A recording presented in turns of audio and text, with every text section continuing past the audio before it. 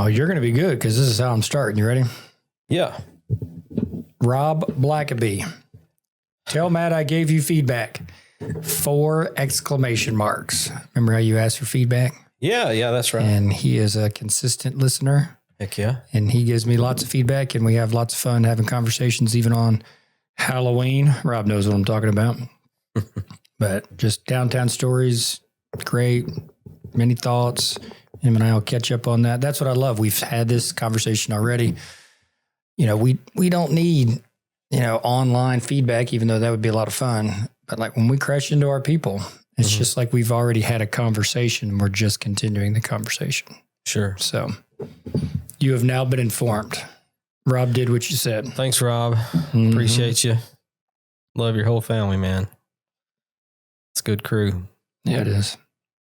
Played some pickleball with AC Blackaby on this past Monday night. Did you go easy on her?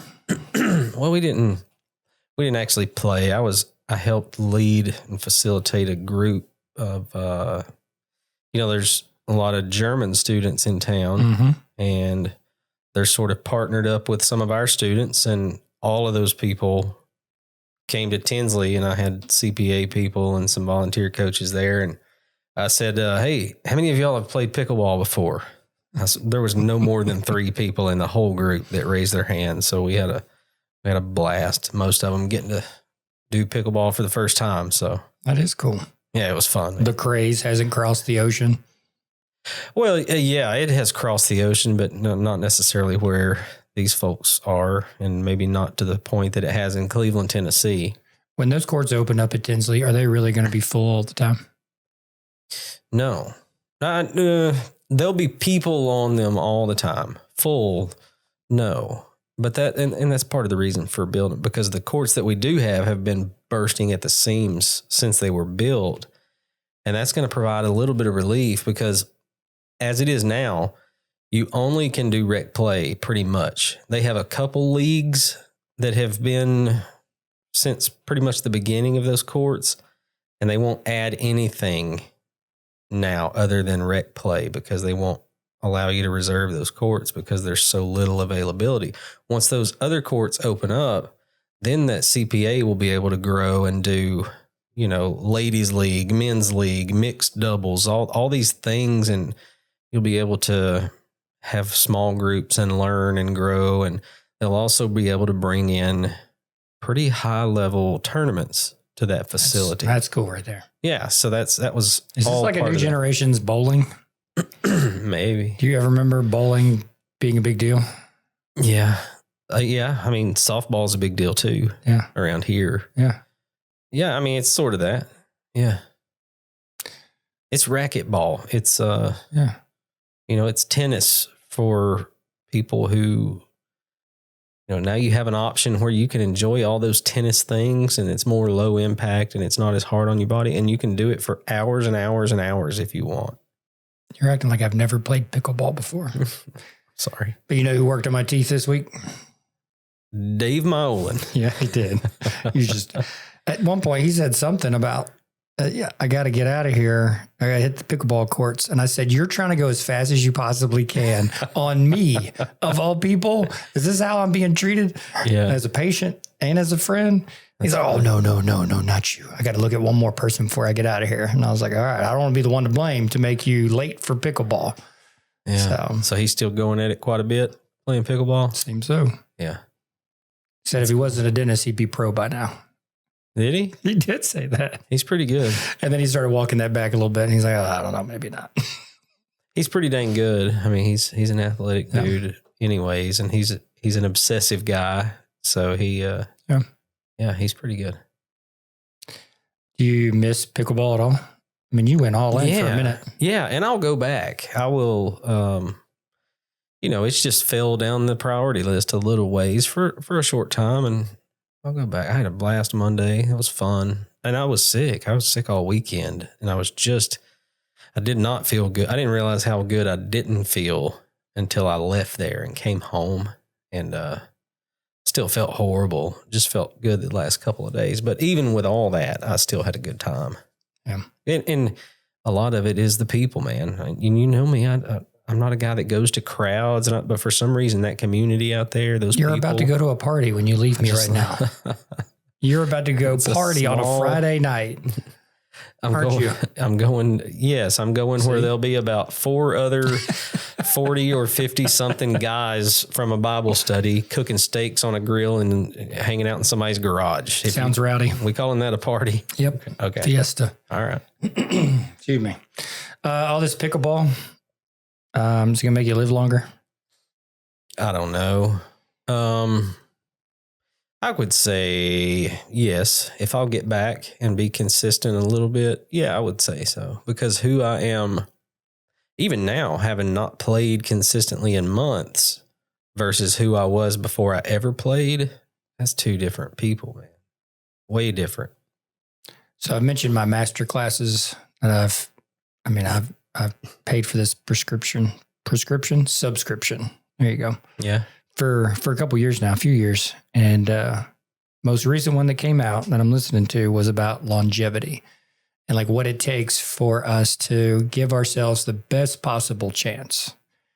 And I haven't even got through the first episode, but there were 3 things it mentioned that I've already thrown down in my notes on my phone. Let's see if you can guess what those 3 might be or get close to one. Like how in the world, what are the things that we do have some control over that we could actually train, exercise, be consistent with that can, no guarantees, but give us a better chance of living longer. We're talking about physical health. I mean, it's all connected, right? Yeah. Okay. Let's say, just I got to go. sort of find the parameters here because Sure. if you ask me like just a longevity conversation overall, then I would throw out some categories, and one of those would be physical activity. Am I going the right direction? Yeah, but because you're going a direction, it's multiple things. What's the one big thing? Let's start here. That's beyond our control. When you think about genetics, family history. Sure. Do you know your family history? I do. Do you know your family medical history? You don't have to say it on the podcast, but yes, I do. How aware are you? I'm pretty aware. I'm aware enough to know that it's all clouded by the family cookbook. Or, you know what I mean? Give me more. Well, if you look at my family history, they're littered with heart attacks. But they're also littered with eating you could go to one of their houses on a Thursday evening at dinner and see what they're eating. And then it would be, you go across the way and it'd be the same thing that other household is eating. And it's fried foods, comfort, Southern foods. And these are people that aren't aware of, they're listening to government recommendations to eat margarine and replace butter and all of these things that we're being told now that wasn't true. That's not good. So if you get beyond that, then no, I don't have a lot of examples of people who tried to live healthy and what their genetics did to them medically. Because this is what the doctor said. He said, if you can sit down with your family physician and let's talk about the medical history of your parents. There's mom and dad. Mm-hmm. And then your 4 grandparents. And if you can go one more generation and just see what's in there, what has it been? Is diabetes in there? Is, heart disease in there? Is, Yes. dementia in there? Like you can do a lot for yourself as an individual and for your kids that come after you if you can get down on paper what is already there within your genes. He's like, that's a huge step forward. And, a guy like me, I couldn't do that. Because, that first you have to start with what kind of relationship did you have with these folks? Can you still communicate with these folks? And if you could communicate, would they be willing to actually share? And so for me, no. But Sarah, I know could. Her parents, her 4 grandparents. And I bet she'd be able to hit up, get information about some great grandparents, like medical history, not just we've talked about, hey, coming across an ocean, coming to Ellis Island, moving to Tennessee, that kind of stuff. That's one thing. Mm-hmm. But this other thing about like, do we really know what's inside of our body? Because so much of it was given to us by the people that came before us. Mm-hmm. Do you know your grandparents? You know your great-grandparents? You could get there? I know my grandparents. All four? Yes. Yeah. I know, my mom's side a lot better than I know my dad's side. Is that rare? Like, I only know my normal, and I seem to run in circles that are pretty dysfunctional. And like, to go 2 for 2 on your parents and 4 for 4 on your grandparents, that just feels rare these days. But is it? I don't know. I wouldn't say that it's rare, but I wouldn't say that it's I'd say you flip a coin when you meet a person. I wouldn't say rare, but I wouldn't say that not knowing them is rare either. Got a lot of sociology in my brain right now. And I think about what does that say about our society? And I don't know. We've been talking not only in class, but just in other settings. Why aren't we living with our parents right now? You know what I mean? Like, what good reason do we not have for living with our parents right now? I'm talking to you. I'm talking to me. What good reason do we have for our kids, grown kids, not living in our house these days, or at least on the same property? Why not? Do we have good reasons why? Or is it just this is how it's always been? Do you know how many benefits there are to having extended family underneath the same roof or on the same property? Give me some. Just the familial bonds. Like, how you said, well, are we going to talk about physical health or are we going to, and I didn't even let you finish. So now I'm going to let you finish. So if we're going to talk about longevity and the physical aspects of things, well, what are the other things that are markers for longevity? My mind goes straight to, I already said physical activity. And then, that's the things we do. And then I would give a nod to things that we abstain from, maybe drugs or alcohols or certain foods or behaviors that they take those odds stacked against us and they 100%. Severely go in the wrong direction. Is there another layer to that? So do physical activity. Don't do these substances. With all of that, I would include some sort of, I don't know how to put words around it, but, I start thinking about like acute and chronic stress situations, things that you're doing with your mind or not doing with your mind, which I think all of those categories before would lend to that. I think if you got those first 3 right, you'd probably get your spiritual or mental well-being right. Which one comes first? Is this a chicken or the egg kind of thing? Do you get your mind right and then you get your physical body right? Or do you get your physical body right and you get your mind right? I don't think, unless you educate me otherwise, I don't think we can do one without the other. I think we need to start moving both of those sliders at the same time. And it probably, I hope there would be some sort of a snowball effect that would come along with that. I have a pretty good family history of some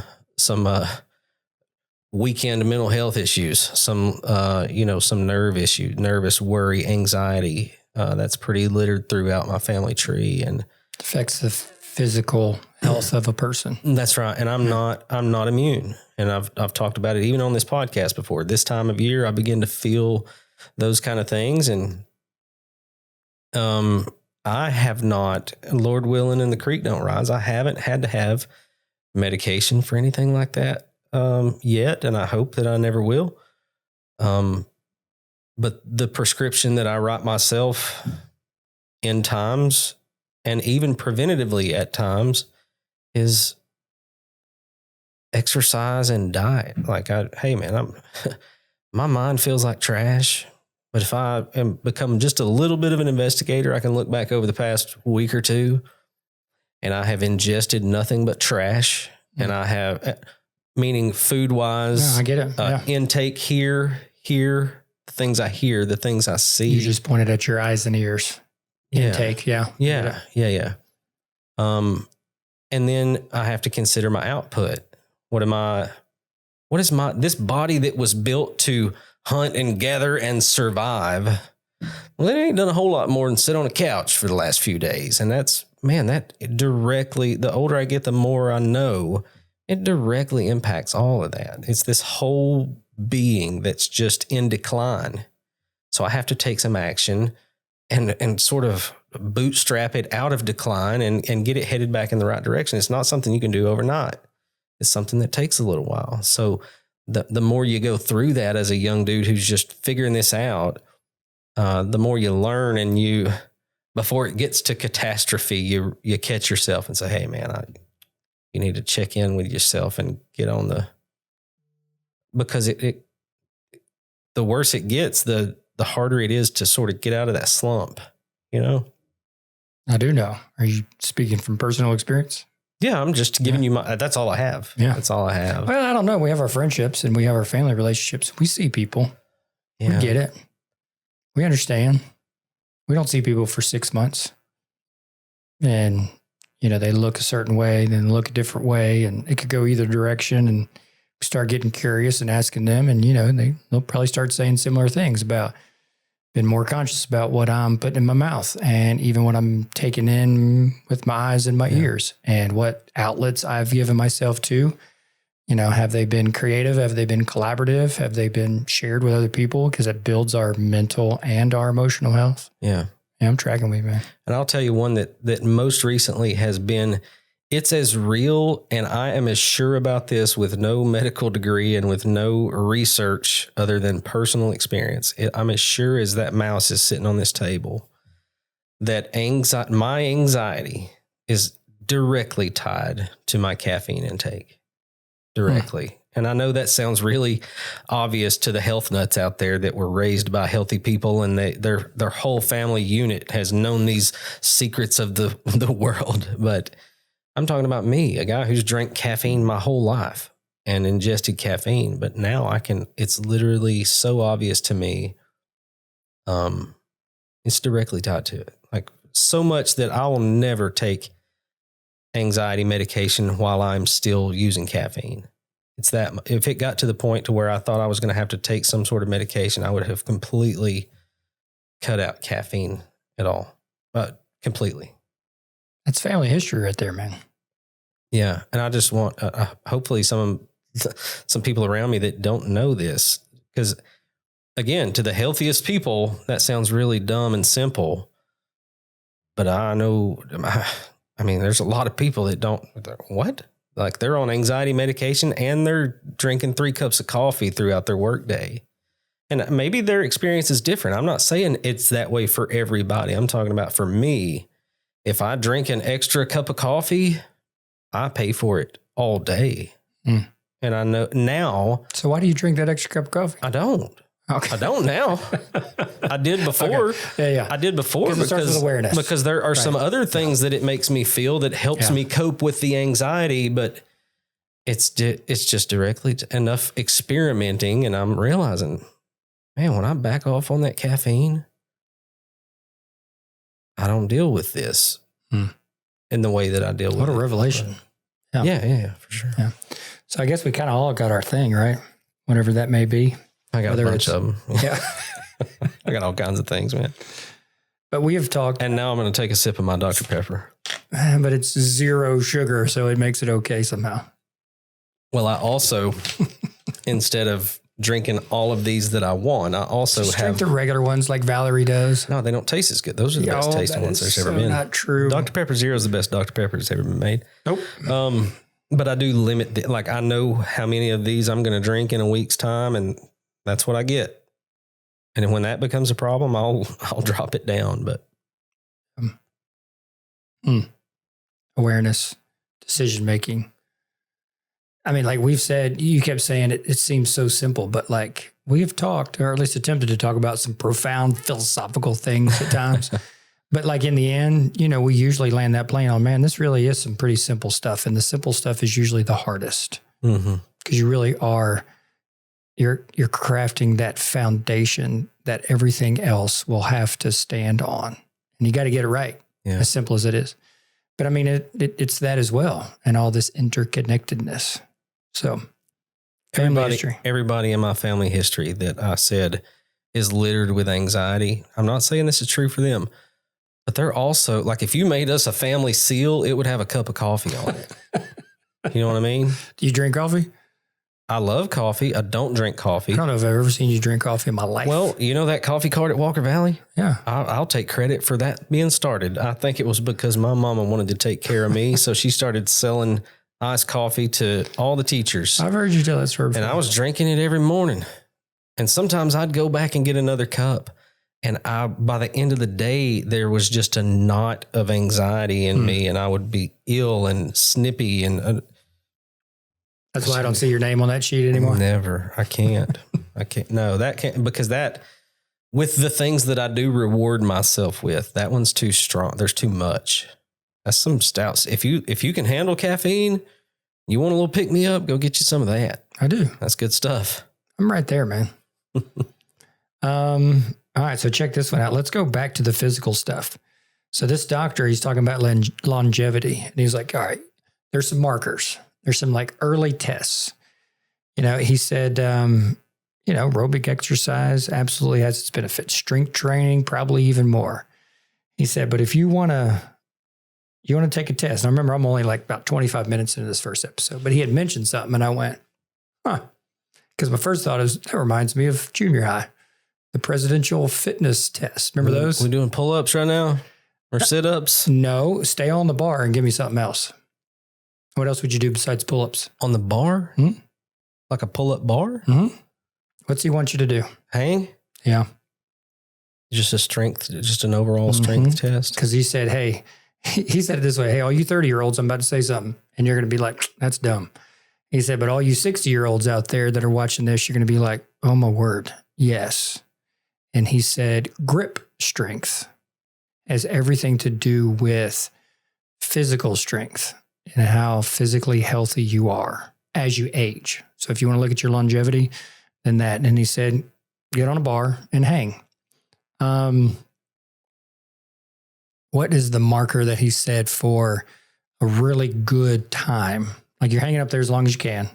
But he's like, hey, what's the marker that says, oh yeah, you have excellent grip strength at whatever age that you're at? 1 minute. 2. God, not a chance. Not a chance. 2 minutes. Yeah, that's. He said, there's some concern if it's only fill in that blank. 30 seconds. Yeah, 30 seconds. Yeah. 30 seconds. That's where I'm. You go down to Charleston Elementary School and just go hang on the bars, time each other. Yeah. See where we're at. See where our baseline is. I hope I can hit 30 seconds. I think I don't know. I think you could just out of grit, just out of just straight stubbornness. Maybe. Just hang on. Maybe. Yeah. So I thought that was interesting. And he said, hey, I'm going to encourage you to get moving. I'm going to encourage you to lift weights. I'm going to encourage you to, Well, to improve that, you'd have to improve your strength and reduce your BMI, your body weight. So yeah, that's an overall, I like that. But he said, as simple as this is, train to get to 2 minutes. So let that be part of whatever your regular routine is. Go that direction. I thought, super simple. Maybe the presidential fitness test was onto something. I love simple like that. Yeah. That speaks my language. Did you do the pull-ups back in the day or did you do the arm hang? There was an option. I was a little fat kid. I ain't doing no pull-ups. You're hanging on? Yeah. For dear life? Yeah, I think so. Are you old enough to where the rope was still in the rafters? So when we tell those stories, you have no idea what we're talking about? Just from TV. Those are real, man. I see it on TV. I touched the rafter. How in the world did we let kids climb a rope? And if you couldn't climb, you fell to the ground on a 1-inch mat. And you're made of rubber bands. Still, could you imagine walking into a Coe middle school and go, there's a kid touching the rafter. That's a high rafter. In 2020. But I mean, they were all high. Oh, that high? Buddy, I mean, yes. Gosh, that's high.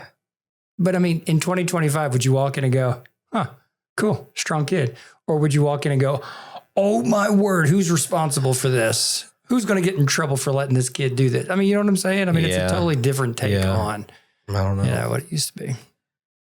Maybe I've been watching too many TikTok videos over Sarah's shoulder.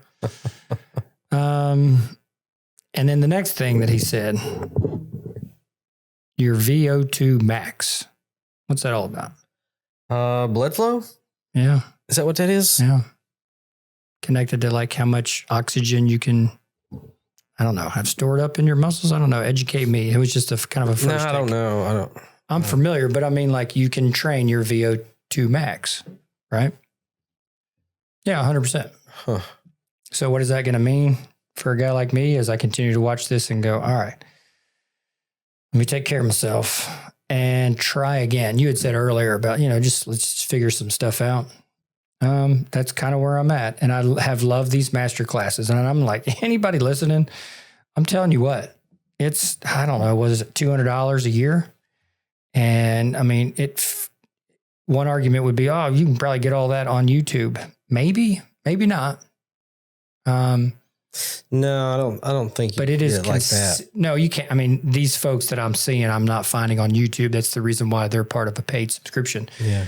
But like just the way that it's packaged and the way that it comes and the way that like, you know, they ain't crafted nothing personally for me just because I've been watching videos. It's just the next thing that they put out. Mm-hmm. But so much of it has been so timely, whether it's been like writing, speaking, historians, the Ken Burns and the Malcolm Gladwells, to the Neil deGrasse Tysons just talking about thinking critically, to Gardens, to what's that guy's name? Gardening Gangster or something like that. I don't know. He goes into these food deserts and says, let's get ourselves a garden off the ground. Let's make this sustainable. Really? Let's give this gift, so I mean, cooking from, soup to desserts to, I mean, there's a chess master class. I mean, it's just absolutely fascinating. So I'm always, I don't know, I've just become thankful when something else comes out that gets me thinking, talking, and then this is what I'm coming full circle back to what you said earlier, just experimenting, trying the next thing, just take care of myself. Because I am at the place where I now know I am responsible to take care of myself so that I can continue to take care of the people in my life that I've said, yes, I will take care of you. Mm-hmm. My bride, my grown boys, but like even what we do, we have dedicated our lives and education to live a life of service. And we had to take care of ourselves. And I don't do a consistent job. I know how to, and I have, but I just, man, it's such a roller coaster. And maybe it's seasonal. Maybe I need to do a little bit more work of like, why is it that I can crush it for 4 months and then not for 6 months? And then it's 6 months and then it's not for 4 months. Because that's exhausting. You relate to that at all? Get it right for a while and then just, it's not like you get lazy. It's just you get, I don't even know what word to put on it just yet. Are you saying you like fall back to your lifestyle, like your habits, or is this a habit conversation? Could be. But I mean, like, man, here's a just for fun conversation. How much did I weigh playing basketball at Lee University? $165. 170. But who cares? I was 20 years old, right? We ain't 20 anymore. So there's no more comparisons. Like I'm done doing that. Sure. I'm not trying to get back to my playing weight, right? Mm-hmm. But the most I've weighed is 212 on a pretty slender frame. And then I got to 182. Now I'm back to 206. You see Did you get to 182 on purpose? Oh, yeah. It was very intentional. Okay. Yeah. Felt good. Knees felt better. Lower back, neck, those places that say, hey, something's going on with you. Please pay attention. But like, there's this sweet spot of about, 192, 195 where like, that ain't my playing weight back in the day. But it is a sign that like, okay, you are thinking about what you're eating, right? You're being much more intentional about it. You are active. Because like I'm a walker, you know that. Sure. We go out right now, we walk 10 miles and it's not, no big deal. But my walking is not the answer to from head to toe, inside and outside, getting me consistent to where like, man, I don't know. I don't even know. I don't know. I brought it up because it's important to me. I brought it up to you because I want to hear your voice. But like, I think I'm just back at the struggle of like, dang, man, I know I could be feeling better, but then I have to have a conversation with you that looks like this. Jones checked on me the other day and then went and saw Sarah just by chance and was like, yeah, Paul seems kind of overwhelmed. And Sarah was like, yeah, he is, like this semester. And I was like, pfft. When she told me that, I was like, yeah, I can't disagree with that at all. I mean, both of you just nailed it. Thanks for checking on me. Mm-hmm. But I'm overwhelmed with some stuff that I think is making me stronger right now. Like I've never said that before. Usually being overwhelmed is just sapping the life out of me, right? Yeah. And you're just trying to hold on. You're just trying to get through it.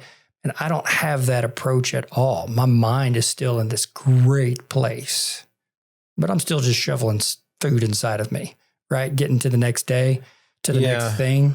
Because I'm loving this learning in class, and I'm loving this teaching in class, and I'm loving the Walker Valley life, loving the good hard way. I mean, I ain't living no perfect teacher life. But like physically, man, I know I could be just feeling better. I'm not shaming myself. I'm not shooting on myself. I'm just like, man, this is just kind of a check. Well, you're, I imagine you're going through some real kind of birthing pains, if you will, right now. There's hope for something to come that you're working toward, but it's probably a process that's tough right now. And I could see for sure as a guy who sits here, 225 is my best weight in years.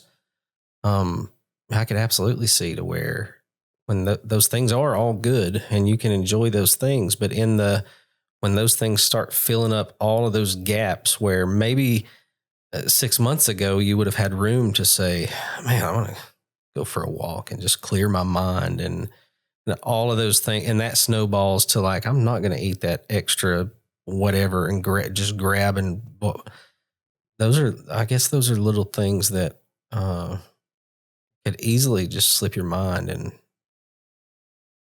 this is like, I've told my son, I tell everybody that I talk to closely, it's those little things that you don't think anything about them in the moment, but till you have a moment, you blink your eyes and 6 months have passed of those moments. And now the results you are responsible for, and there's sort of a debt to pay for those.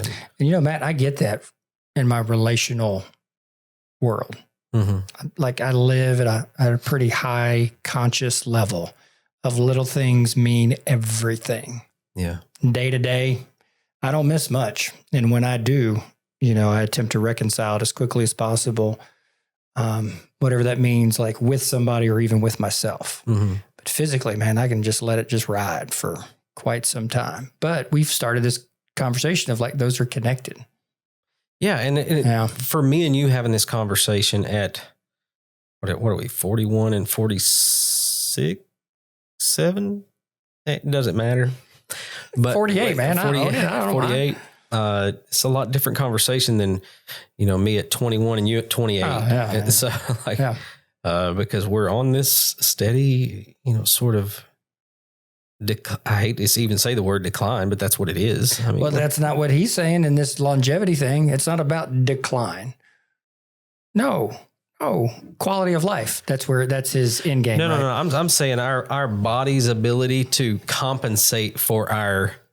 If you're just staying in the lane of physical accomplishment. Yeah, but life, I mean, like I know there's the Tom Brady's who play until they're 90 years old at a high level. Yeah. But that's an exception.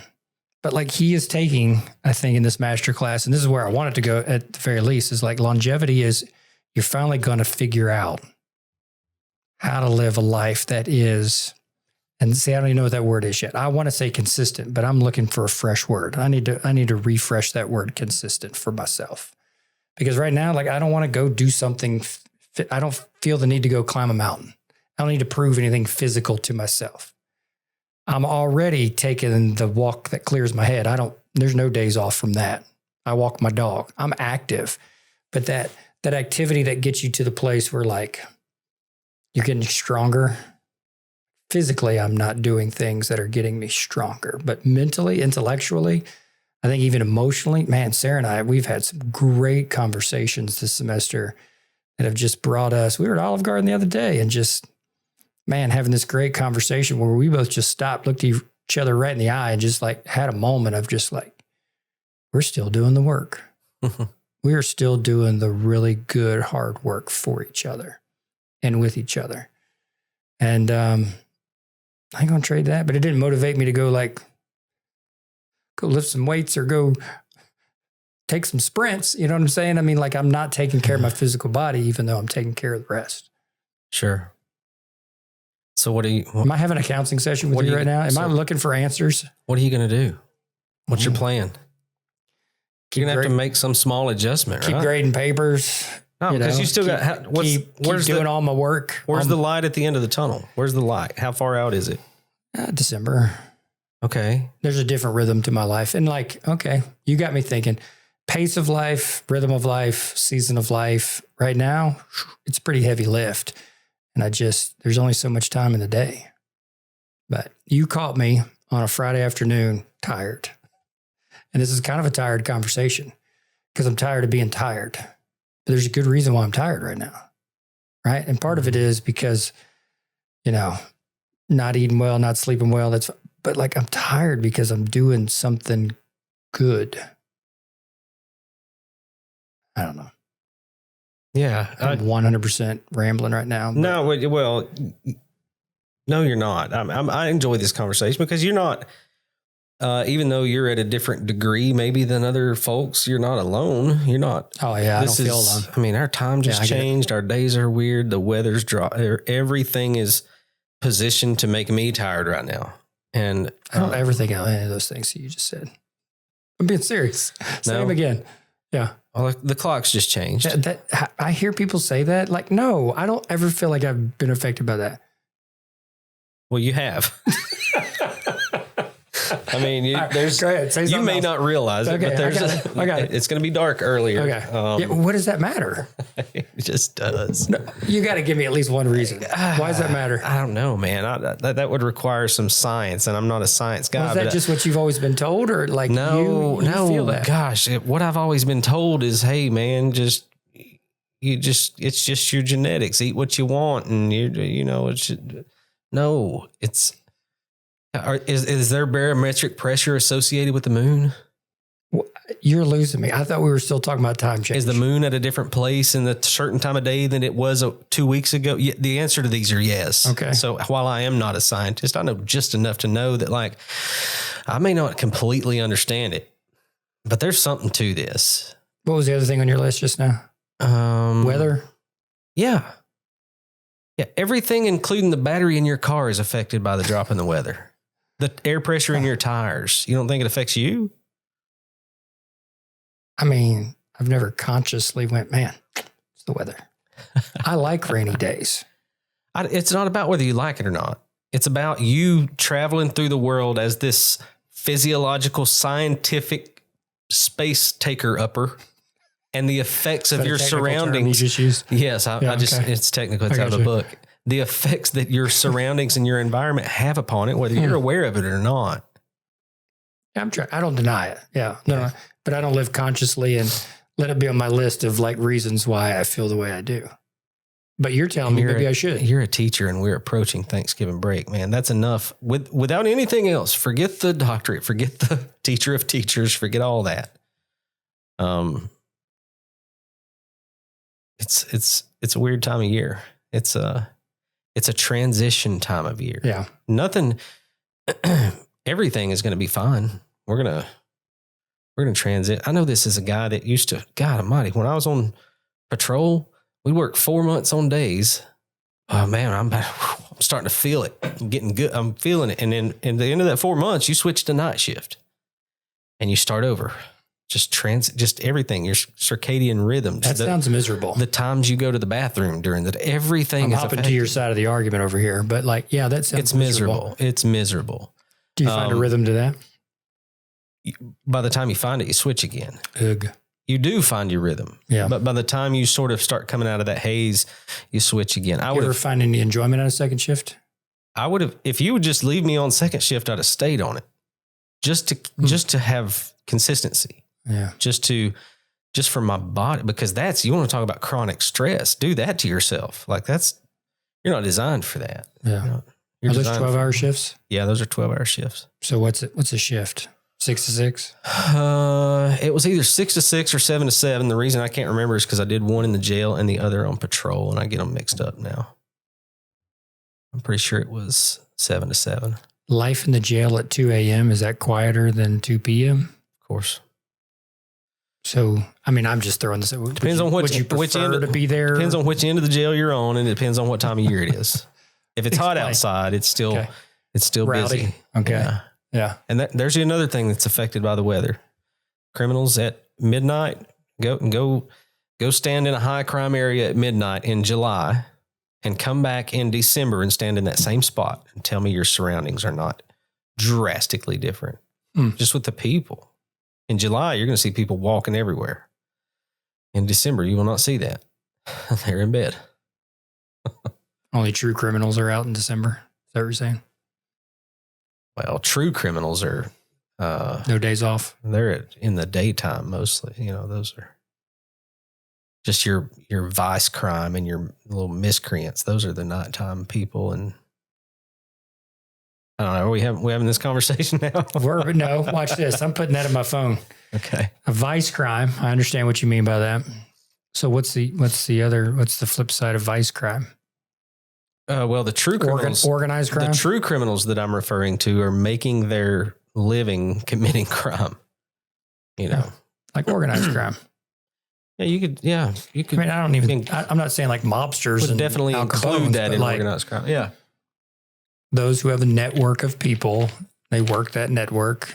They work this thing like a business. I mean, we've had this conversation. Sure. About, yeah. There's some brilliant people behind bars. Mm-hmm.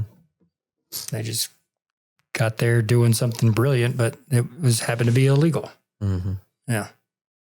Me and Kyler just had this conversation literally like yesterday. He's watching the like net. I don't know where it's on, but it's the Murdoch story, the Murdoch murders, but it's actors and it's dramatic. And this is his first introduction to this story. He don't really remember the story. But he makes the comment of like, he's kind of a smart guy, wasn't he? And I was like, well, yes, that's a subjective term, but yes, he is a brilliant lawyer that's tried probably hundreds of cases and very well respected in that regard in his town. But he's like the quintessential proof that a series of bad decisions will just take you to the next bad decision. Mm. And at some point you have to look up and say, man, this guy's a freaking idiot. So yes, I agree with both of those statements, the one you said and the one I said. Speaking of your son, I have a kid in my class, and he just started talking about his Wright brothers experience, what he had been doing. He usually tells me what he did that day a couple times a week. Mm-hmm. And then he started naming names, and I already knew the answer. So who's running all this? Kyler Paris. Good dude. And the kid just kind of like, I didn't say good dude. The kid said good dude, and just like started talking about Kyler in just this beautiful way. Kyler, next time I see you, I'll let you know who this kid is. But I mean, just nothing but... I just said, Wright brothers really figured some stuff out, haven't they? Yeah. Kyler Paris is one of those things they figured out. Yep. It was just, it was a really cool conversation. Well, so I appreciate that. He is a good dude, and he loves what he does, man. And I believe he has a gift for it. I believe he's a talent at that. There's things he knows about that career, and I don't know how he knows it. Mm-hmm. And it just lands, I think we all have something like that we just like, he's really talented with those kind of things, and he's driven in that way. So that's pretty cool. All right. Crime. I want to bring up AI again. Buddy. You ready to have an AI conversation? I'll try.